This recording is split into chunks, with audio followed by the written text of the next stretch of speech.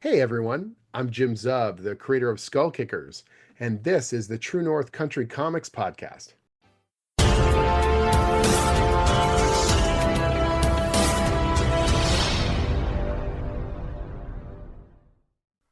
Welcome to the True North Country Comics Podcast, dedicated to promote Canadian comic book and graphic novel creators and supporters. I'm John Swinimer. On this episode, I chat with Jim Zub about Skullkickers, Conan, and more leading up to his exhibit at Toronto Comicon. Please like and subscribe to this website by hitting the subscribe button so you'll be notified about new podcast interviews and article posts. This podcast is available wherever podcasts are enjoyed. Please like, follow, and subscribe. Jim Zub is a writer, artist, and art instructor based in Toronto, Ontario. Over the past 20 years, he's worked for a diverse array of publishing, movie, and video game clients, including Marvel, DC Comics, Disney, Capcom, Hasbro, Cartoon Network, and Bandai Namco. As a comic writer, Jim has written for many titles, including Glitter Bomb, Stone Star, Wayward, Avengers, Champions, Dungeons & Dragons, Moon Knight, Pathfinder, Red Sonja, Samurai Jack, Thunderbolts, and many more. His current projects include acting as a flagship writer for Conan the Barbarian, the monthly adventures of the Robert E. Howard's legendary sword and sorcery hero. One of Jim's latest projects is a new printing of his Skullkickers series. Skullkickers is an action comedy sword and sorcery comic series that ran for 34 issues from 2010 to 2015, building a loyal audience for its uproarious take on the genre and comics as a whole. Skullkickers is Deadpool by way of Dungeons & Dragons, irreverent, ridiculous, and frantically fourth wall breaking. Over the past 9 years, the 6 trade paperbacks and 3 hardcover collections of Skullkickers have become harder to track down, while, at the same time, writer Jim Zub's fantasy bonafides have grown with work on seminal fantasy titles that include Dungeons & Dragons, Conan the Barbarian, Pathfinder, Samurai Jack, and Red Sonja. Thousands of fantasy fans have enjoyed Jim's writing on commercial titles, but haven't yet dug into the original sword and sorcery series that put him on the map. So, without further ado, here's my chat with Jim Zub about Skullkickers, Conan, and more, leading up to his exhibit at Toronto Comicon 2025. So, Jim Zub, thank you very much for taking time to chat with me. My pleasure. It's good to hear from you. Yeah, good to hear from you too. Last time we chatted, we were at Raid Studio, and you were doing CompCon, which is a crazy thing. So that was something that Zdarsky pulled together. Sort of, it was this thing that he had chatted about, sort of offhand. Because when you're working on some of the big 2 titles in particular, you can build up a lot of extra copies of things, which I know sounds like, oh, such a hardship. But over the years, it can get kind of wild. You get tons of single issues. You get a lot of, trades, and you give your friends and you give your family and you have your own personal copies, and they still kind of pile up. So Chip was sort of like, even just getting them to conventions can be a pain. And he had a bunch in his basement, and he asked a bunch of us who were in the same kind of boat. Particularly, I know Ryan North and I, we're old friends of his, but we've piled up tons of comics in our basements as well. So he said, let's do a fun little thing. He set it up with the Raid Gang. And next thing we knew, it was happening. After I told myself I wasn't going to do any conventions after, late November, all of a sudden I had this extra 1-day little thing on my schedule. But it was a lot of fun. I had a great time. Yeah, it was a good turnout, that's for sure. So would you do something like that again? I mean, you've gotten rid of most of your comps by now. Yeah, I was going to say, thankfully I got rid of a pile of stuff, so I definitely wouldn't have the deep selection that I did last time. But just the camaraderie was really good. Like there was 10 local creators all there, all kind of hanging out. And because it was such a small space, everyone kind of got FaceTime. We all got to see each other and hang out. And I think, readers had this real old school kind of digging through the bins sort of feel. it was great for us. It was good to see each other because at cons it's weird, right? Because normally we're behind a table and you try and whatever, grab lunch or grab dinner, but you can only see one or two people. And here it was like all 10 of us kind of jamming and high fiving. And it felt like a nice little throwback to an older era, I think, Yeah. of comics that I feel very fondly about. So, short answer, yeah, totally. I don't know that you could get the exact same thing, but I would definitely be up for it again. That's cool. Well, thanks for doing it. I'm sure a lot of people were Oh, pleased and welcomed you there and had a good turnout, so that was good. it was really nice. Yeah, and I saw that you just got back from a convention, so I guess Yes. the convention circuit's now back on. I want to ask you, It's are, on again, are man. you It happy seems to like be it back on the starts road? earlier and earlier. I used to, when I kind of got started as a professional, we used to say that con season would start in early May and it would end basically early September. And then shows just kept creeping and adding to the, months and weeks and there's no more time. And so now more shows are kind of on the bleeding on that edge, plus international shows. You could literally go to a convention any weekend of the year, all year round. So I don't normally do shows in February, but here we are. I did Orlando MegaCon. I had a great time. So I'm in the thick of it. I've got a ton of shows kind of booked over the next couple months. I do love it. I'm one of those people. I'm very kind of social. I love seeing other creators. I love seeing my friends on the circuit. I love meeting, new readers, and I love kind of touching base with familiar faces as well. So it can be, kind of nuts, particularly when you're stacking them week after week. But once you get into the groove, I do cherish, those interactions. And it does have a kind of fun, kind of jet setty feel. I've become acquainted with, writing scripts in airports or in hotel rooms from time to time, but wherever possible, I try and get ahead on stuff so that I'm not crunching really badly if I can help it. Yeah, when you're writing at the hotel bar, I think that's where you have to sort of think, wait a second, is this No, the no, I play? would never. I write in my room and There you sometimes you're go. up really late or up really early, but Yeah. and I've done writing on flights. Like if I'm doing Wow. particularly international flights, you just sort of like tuck in, get the laptop out and let's see if I can get some stuff done. Whatever it takes, It's one of the advantages of I'm more of a structure writer. And so I kind of plan my stories out pretty tightly. And so if I've got the outline ready to go, it's more about like process. Okay, we're at this point of the development. Let's get the script going, or let's, work on that dialogue or what may have you. Whereas I think people who are more what we call pantsers, they're kind of writing by the seat of their pants. I think they need, I know I speak for every writer. We're all different versions of it, but I think that they need their writing environment and they kind of, set up their zen and then go to it and look for the inspiration to strike. Sure. Well, as long as you don't get the con credit, I think conventions are good, right? That's what it all comes down Yeah, to. I came back a little rough off of Orlando. You definitely have to try and ready your constitution for it. Like you really, it can take a lot out of you for sure. Well, I hope you're up and running when Toronto Comicon comes around. I wanted to Oh ask you, yeah. what will you have on your table for people when they come by? I mean, it's going to be a lot of Conan, obviously. So, I'm the flagship writer on Conan the Barbarian. We relaunched the series at Titan and Heroic Signatures in 2023. It's doing phenomenally well. And so that's what the majority of people are bringing my way.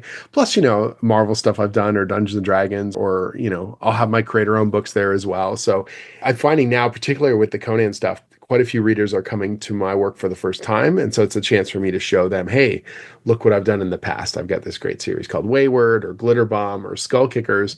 You may never have read these before, but these are the books that kind of got me to where I am now. Obviously I have a deep love for them and want as many people as possible to discover them. Sure, they want the Jim Zub collection. You got to have it That's all. right. That's what it's Yeah, all about. totally.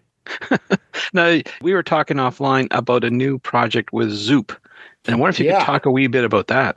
Well, that's a good segue because Skullkickers, launched at Image in 2010, and our team, Edwin Huang and Chris Stevens and Misty Coates and I, we did 34 issues in total, 6 story arcs. But the trade paperbacks have they've been in print, but a few volumes have kind of fallen out of print. And it's that awkward thing of once you have part of a series unavailable to be ordered, obviously retailers are not going to be able to keep it in stock. And so we had been letting the copies kind of drift and we liquidated what was there. And then it was a matter of looking and saying, okay, what do we do now? Like, I don't just want to do it's a good time to look and evaluate the market. That was essentially what I decided. And I had been looking at those amazing DC compact volumes that had come out where they've taken some of their best storylines and they've released them in this kind of manga form factor. And it's done really, really well grabbing new readers. And I feel like Skullkickers could really benefit from that. It's got kind of colorful animated style artwork that can really work. And so I talked to a bunch of different publishers and I've spoken to different outlets. And what we're doing is we're launching it initially at Zoop. So what's going to be called Skullkickers, the Digest Edition. You're going to be able to get the entire story in 3 compact volumes. They're going to be great pricing, really easy, perfect for gifts. And if you've never read my original Sword and Sorcery series, this is going to be the perfect chance to get on board. And if you have read it, but you don't own it, you got to snag it. And if you have it, already have everything, then you can buy it for a friend, as a gift, or you can get in on the crowdfunding campaign and get some exclusives. We're going to have, you can get autographs, you can get original sketches. We're going to have a few pages of original art for sale from the original series as well. So lots of great collectibles, along with, I think, just an amazing way to discover, my first Sword and Sorcery series that has kind of led to where I am now. That's really cool. And just for people who don't know about the compact size, the digest, Mhm. you're not cutting anything out, right? No. It no. essentially it's slightly smaller. It's Mhm. really, if you look at the larger manga volumes, it's essentially that same kind of form factor, and it's become the kind of bookstore standard. And so it is really, if you check the manga and the graphic novel sections of a lot of bookstores, that form factor has become just a really potent way to grab people. The print size looks great. The text, everything's going to look really, really good. And you're going to get a lot of bang for your buck because essentially each volume of this digest edition is going to have 2 story arcs. So you're going to have like 10 issues worth of material.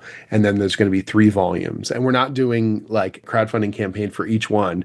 You can get all 3. And if you get them, you can get this really nice slipcase that you can have to put them all on your shelf and display them proudly. That's like a special deal for sure. Can't miss that. Yeah, and I think the other thing for me is like I've seen a lot of these omnibuses, and I think they're really cool. They look great, but the problem is they look good on the shelf, and then when you actually sit down to try and read them, they're like crushing your knees, Yeah. or they're just not fun to read. It's like I'm not here to look at the Funkin' Wagnalls dictionary while I'm trying to read a comic. Like I want to have that nice. I want to be able to lend it to people. I want to be able to give it to people. I want them to actually genuinely read it and enjoy it. And I And feel like this is kind of the perfect way to do that. and not get a hernia doing it, that's for sure. That's right.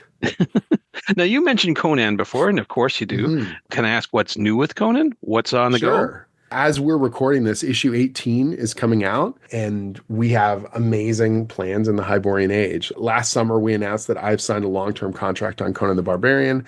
I'm going to be on the series through 2026 into 2027. I'm having an absolute blast. This has been like an absolute dream project with me. The creative team is phenomenal. Our art team is the best. And we've got amazing long-term plans for the series. But each story arc is also kind of this nice classic sword and sorcery adventure. So you can kind of jump in at any point and then start exploring and realizing, wait a minute, this stuff's all kind of interconnected. And we're building this gigantic kind of mythic story that is going to play out over multiple years. Arc 4, which is called Frozen Faith, is going to be in trade paperback within a couple weeks. And I am deep ahead in terms of writing. Art production is already being done for books that are coming out this fall. It is just such a fun time right now. All of us, that are working on Conan are really giving it their all. And I think you can really see it on the page, and you can see it with both the retailers and the readers. They're really responding strongly to the book. That's a great time to be a Conan fan, that's for sure. Yeah, between the Yeah. the monthly series and then Savage Sword of Conan is back in the black and white oversized magazine format. So you've got that classic anthology book. I contribute to, a handful of those as well, but it's a great time because you get to see different artists and writers doing their take on Conan and other Robert E. Howard characters as well. And so it's a beautiful looking book. You've got some classic creators coming back. You've got new creators who have never had a chance to sort of put their stamp on the character. And all of us kind of coming together and celebrating this phenomenal, fictional world put together by really the father of the sword and sorcery genre.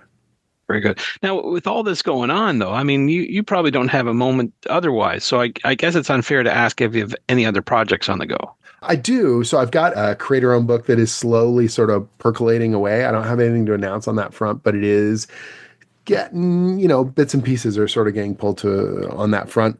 I've got a couple other comic projects that are in development that hopefully will be announced within the next few months. My wife and I are still doing the Young Adventurers guides for Dungeons and Dragons. So those come out through the Random House imprint called 10 Speed. We've just signed another deal to do more of those as well. And we've been doing those since 2019. So it's sort of this little book series that could, because we're now up to book 9 of a 3-book series. So when we initially signed for it, so it's been great. Obviously Dungeons and Dragons and sword and sorcery stuff is deep in my blood, and getting to do those is always a lot of fun. Last year was the 50th anniversary of Dungeons and Dragons, and I did a bunch of extra events that I'd never done before to celebrate, the big anniversary, and had such a good time that now I've added a couple more tabletop gaming shows to my itinerary as well, which my calendar's getting a little bit crazy, but Yeah. I am having a lot of fun, so I can't complain.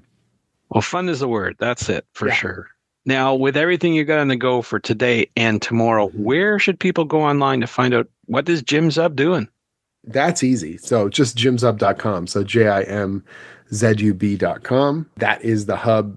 The Zub hub, I guess, that is where everything can be found. So it's got all my social media attached to it. I have backups of all my newsletters and things like that, interviews and videos and, podcasts. When this gets released, I'll have a link to it there. I've maintained that website basically continuously for 25 years. And Wow. so it has deep, deep archives of everything that I've ever done.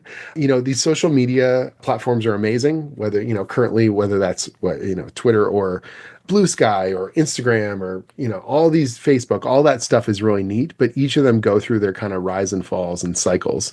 Always having my own website, I feel like, is mission critical, because that way, no matter what happens, I know where that stuff is, and it won't be adjusted by algorithms or, sent sprawling when things change. That's very wise. Well, Jim, those are all the questions I have for you, but I'm wondering, is there something I didn't ask that you'd like to get across in this interview? Well, I've got a bunch of, as I mentioned, I've got a bunch of shows coming up. So depending on when people hear this, they might see me at Emerald City Comicon in early March. Obviously, you mentioned Toronto Comicon, which is coming up mid-March. I'm going to be at GaryCon, which is put on by the Gygax family, the people that, created Dungeons and Dragons. And then I've got more shows that will be happening through April, May, June, and all the way through the summer. But those are the next ones on my docket. So if people want to meet me in person, get a book autographed, or just chat about what I'm working on, that is the best place to do it. Thanks to Jim for the chat. You can discover more about Jim online at jimzub.com and on Blue Sky. And you can check out Skullkickers, the Digest Edition, online at zoop.gg/c/Skullkickers.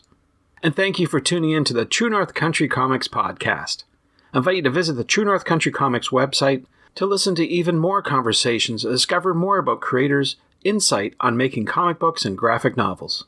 I also encourage you to subscribe via the website so you'll be notified about new podcast interviews and article posts.